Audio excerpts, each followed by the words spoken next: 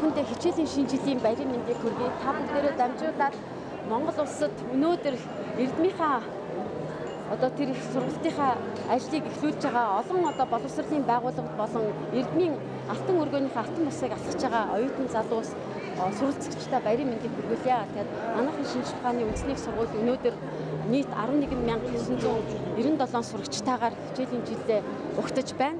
Тэгээд манай анагаахын шинжлэх ухааны үндэсний сургуулиуд бол 7 бүрэлдэхүүн сургуультай, 3 салбар сургуультай, өвлийн болон хичээлийн шинжилгээний бэлтгэл ажил бүрэн бэлтгэгдсэн. Ингээд хичээлийнхаа шинжилгээг өнөөдөр бид бүхэн ёслол төгөлдөр баяр баясгалтайгаар хийж байна. Ер нь сүүлийн үед цахим орчинд яваад байгаа мэдээнд та бас тайлбар өгөхгүй юу? Ямар асуудал үүсэж байгаа вэ? Таны зүгээс хүмүүсийг хавц болсон асуудал байгаа юу?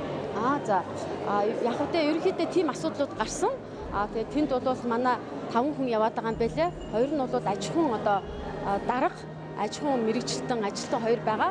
За энэ хоёр бол бас тодорхой учир шалтгааны үүднээс тийм ээ ажлаас чөлөөлөгдөх ийм үндсэлтэйгээр бол чөлөөлөгдсөн байгаа.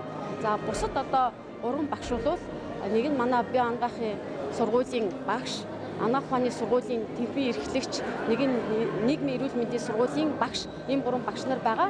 Энэ 3 багш нар бол маань одоо хүртэл ажиллаа хийж байгаа. Ер нь бол манай сургуулийн багш нар 31 хүртэл амарч байгаад 31-ээс яг ажилдаа орж байгаа шүү дээ. Тийм учраас багш нарыг амралттай багт нь халах юм боломж байхгүй. Ер нь бол энэ сургууль өөрөө маш их эрдэмтдэг сургууль.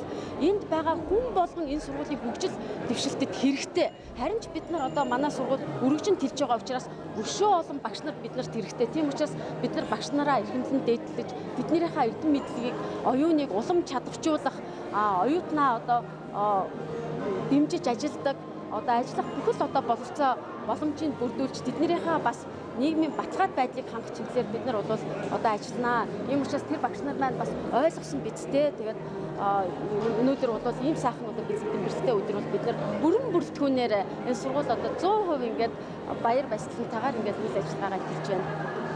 Тийм асуудал байхгүй. Багаа бүрдүүлж хүн ажил тавьсан.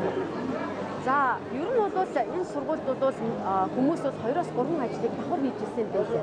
Жишээлбэл тэр яриад байгаа ангар мөрөн болвол багш байна л да. Тэр бол манай шинжлэх ухааны технологийн газрын даргыг хавсарч ажиллаж байсан. Хичээл 100% цагтаа багш.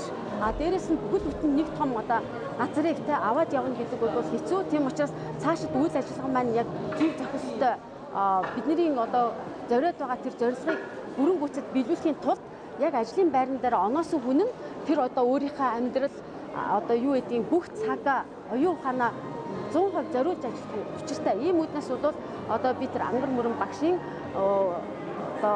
хавсарч байсан тэр ажлын чөлөөлөөд өөрөө үндсэн багшаараа ажиллаж байгаа. За өөр оюутны албаны даргыг бас хавсарч байсан 40% хавсарч байсан ажлаас нь чөлөөлсөн. Тэгээд баасан дөрж багш маань бол өөрийнхөө үндсэн ажил багшийнхаа ажлыг хийж байгаа. За өөр юм бол байхгүй юм байгаа.